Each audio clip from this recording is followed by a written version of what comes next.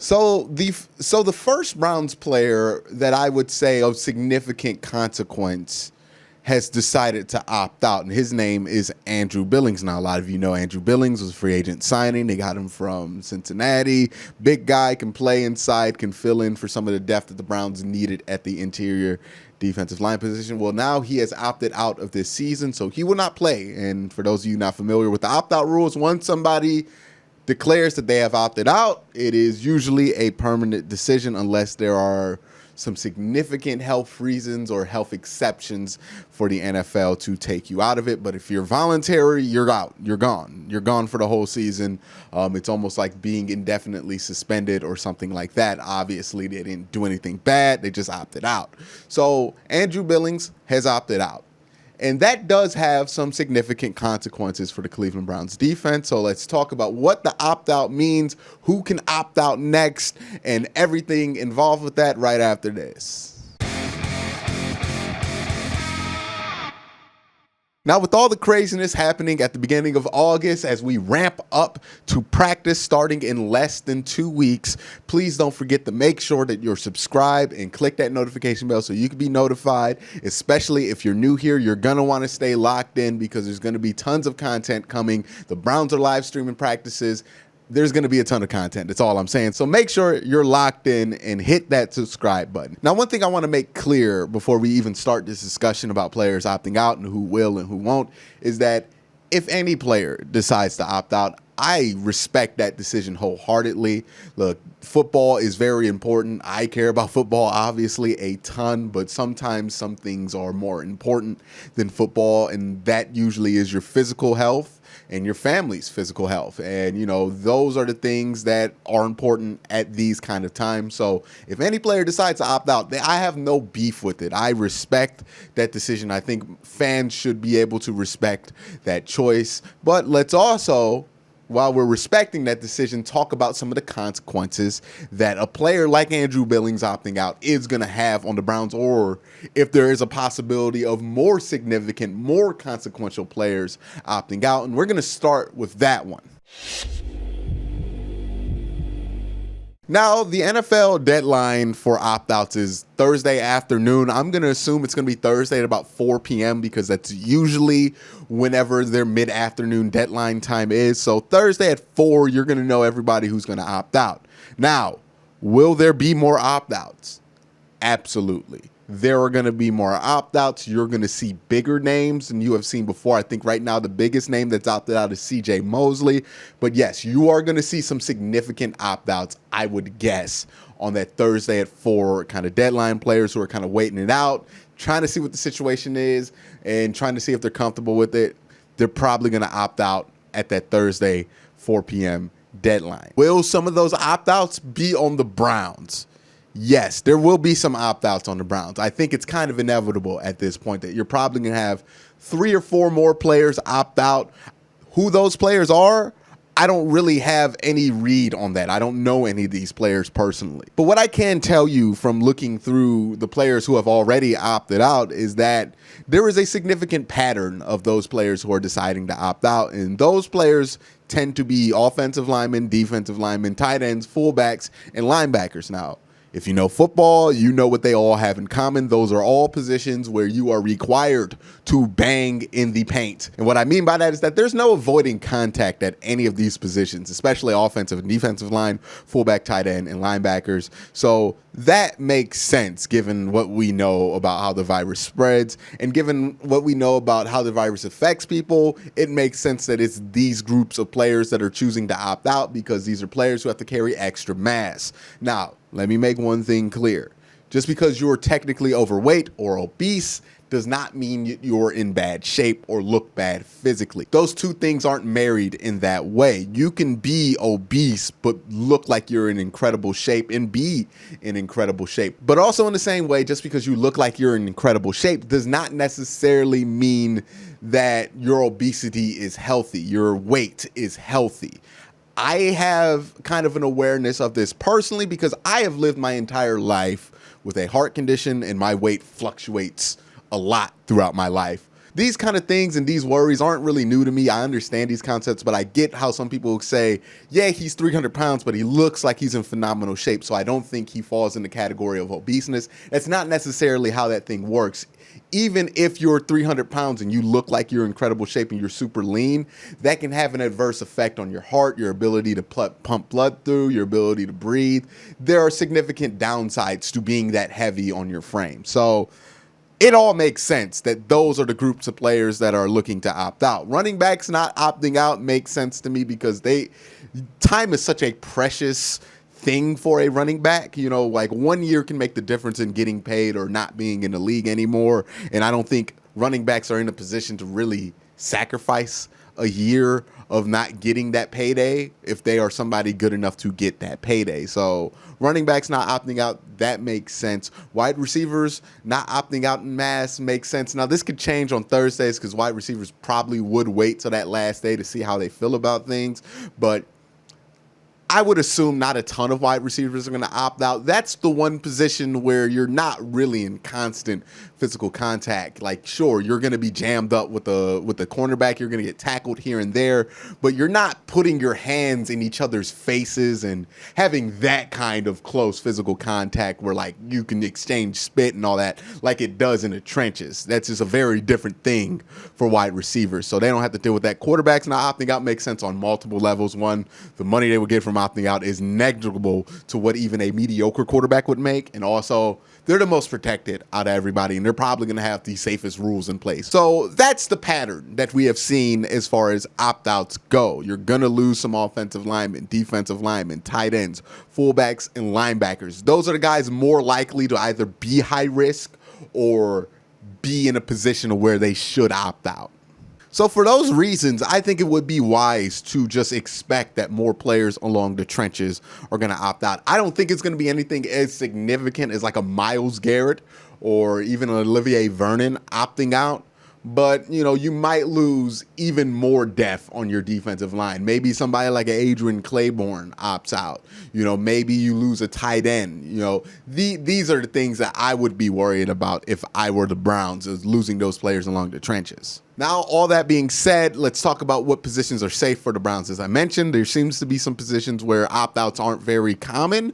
And again, quarterback and wide receiver, it seems like all those guys are going to be here to play. Jarvis is coming off of a hip surgery, so we'll have to wait and see where his head is at. But it seems like Odell is down there. It seems like Nick Chubb is down there. Baker Mayfield is definitely down there. They're all practicing. I haven't seen Kareem Hunt yet, but I would assume he's going to be down there. Again, he's not in a situation where it would make a ton of sense to opt out, but I don't know what his health situation is like or his family situation, so I don't want to comment further on something like that. Again, I'm expecting the Browns are going to lose a tight end. I don't think it's going to be Austin Hooper, even though it's not out of the realm of possibility.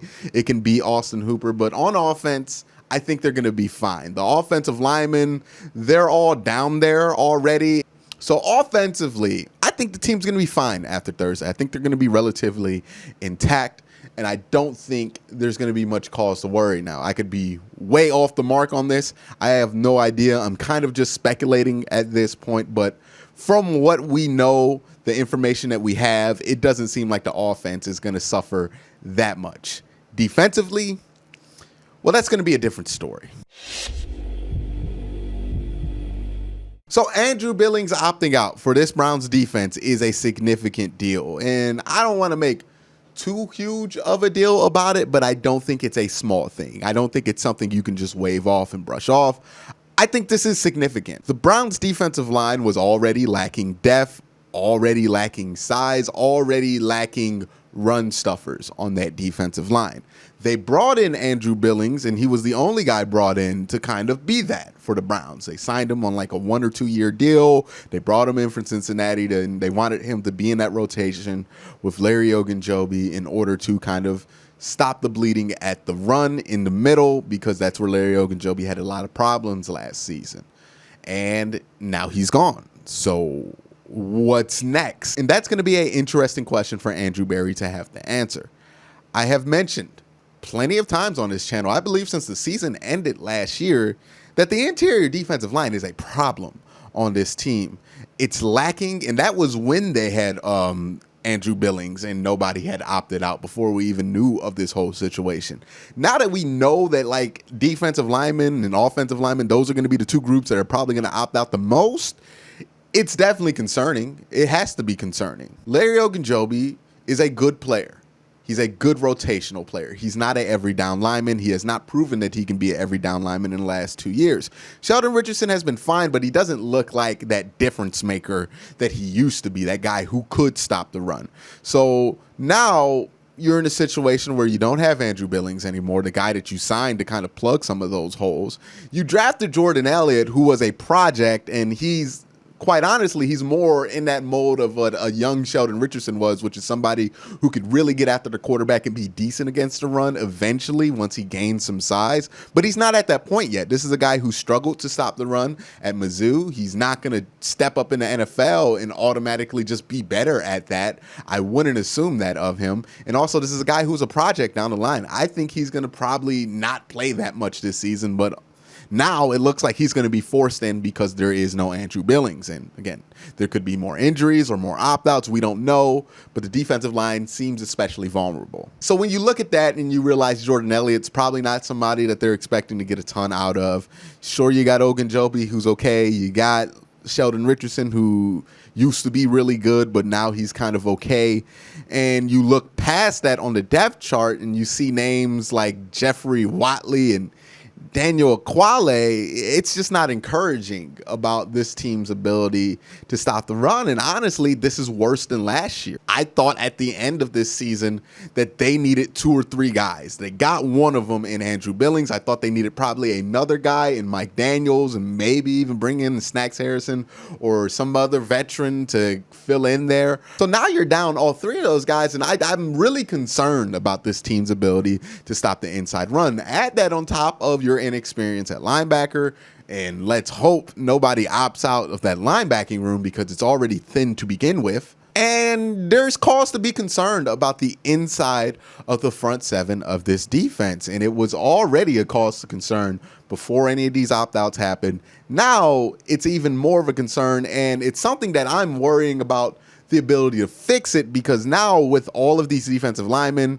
and linebackers opting out, there's going to be a hotter market for guys like Mike Daniels or guys like Sean Lee or guys like Snack Harrison or any other established defensive lineman or inside linebacker, because those are the guys who are opting out. That's where the demand is, and, you know, supply and demand, all that stuff. So now with that market getting more competitive, it poses a big problem for the Cleveland Browns here, right, on the inside of this defense. Now, I don't want to be all doom and gloom about the situation. Like, you still have Myles Garrett, and that means a lot. That means a ton. And you also have a pretty good secondary. And those two things can kind of cover up for the big problem in the middle, right? Myles Garrett can be insane, and you can have a career year from Denzel Ward, and Grant Delpit could step up, and, you know, you can get turnovers, and all these things are going to minimize the impact of this defense's inability to stop them. But while it's valid to be optimistic about that defense for those reasons, I think it's also a cause for concern that this defense has these issues in the middle, just on a structural roster standpoint. Because if you look at the schedule, it's going to be unforgiving as far as run teams go. I mean, you play Pittsburgh twice, who has a good run offense. You play Cincinnati twice, who has one of the best running backs in football in Joe Mixon. You play the Ravens twice, which I don't even have to explain why stopping the run would be important there. You play Dallas, Ezekiel Elliott, Tennessee, Derrick Henry. You play Saquon Barkley and the Giants, Le'Veon Bell and the Jets. You play Leonard Fournette in Jacksonville. That's a ton of really good running backs that, if you can't stop, will pose a huge problem. 11 out of 16 games are against those guys. You're going to have to stop the run at some point, or you're going to disappoint a lot, or have to rely on your offense to either jump out ahead early to take the run game out, or continue to put up points quickly to make up for the defense's bleeding inside when it comes to the run game. And that's not something I can sit here and tell people to be comfortable with when I see 11 games on the schedule where stopping the run is going to be very important. And I see just massive holes on the inside of this defense that, could pose massive issues when it comes to stopping the run. Again, 11 out of 16 games, you're going to have to stop the run somewhat. And I don't know if this team, from a run-stopping standpoint, is better, if not worse, than what last year was. Because from a roster standpoint, it got worse. You don't have Joe Schobert. Theoretically, you don't have Christian Kirksey. So you have Mack Wilson with one more year of experience, but you're replacing Joe Schobert with either a rookie or B.J. Goodson, which not a great situation. So essentially, you have the same lack of depth on the inside of the defensive line and the same issues on the inside of the defensive line that you had last year. And then you add that you're worse at linebacker. And that's concerning because if they can't stop the run, again, 11 out of 16 games, you're going to have to stop the run.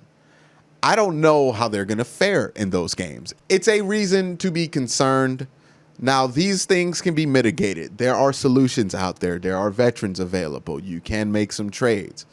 It's just going to be a lot harder now. But that's my thoughts on what this situation is so far with the Cleveland Browns and the impact that Andrew Billings opting out is going to have on this defensive line and this Browns team. I think he was brought in to solve a very specific problem that the Browns have, and now they're kind of back to square one on that issue, and that is very concerning, especially once you look at their schedule and the teams that the Browns are going to have to stop this season. But that's my thoughts on it. Let me know your thoughts down in the comment section below. But again, guys, thank you for watching. Have a great day. Have a good night.